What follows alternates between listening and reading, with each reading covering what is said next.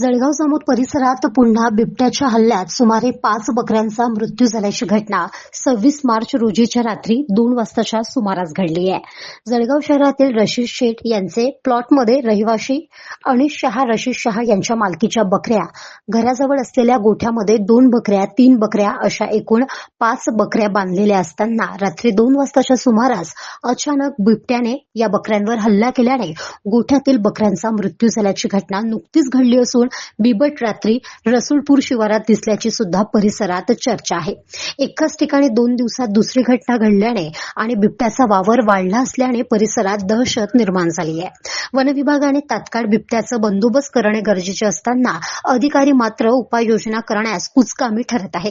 या घटनेची माहिती देण्याकरिता वनपरिक्षेत्र अधिकारी निलेश काळे यांना आणि कर्मचारी यांना नागरिकांनी अथवा पत्रकार शमीम देशमुख यांनी फोन केला असता अधिकारी फोन उचलत नाही. अधिकाऱ्यांनी फोन उचलावा अशी परिसरातील नागरिकांची मागणी आहे. जळगाव जामोद वनपरिक्षेत्र अधिकारी आणि कर्मचारी यांनी घटनास्थळी प्रत्यक्ष पाहणी केली असून तपास चालू असल्याचे सूत्रांकडून सांगण्यात येत आहे.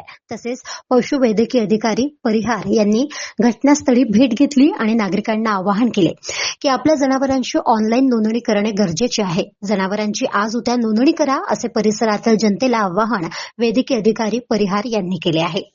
गाव माझा न्यूज करिता राजेंद्र ससाणे, जळगाव जामोद, बुलढाणा.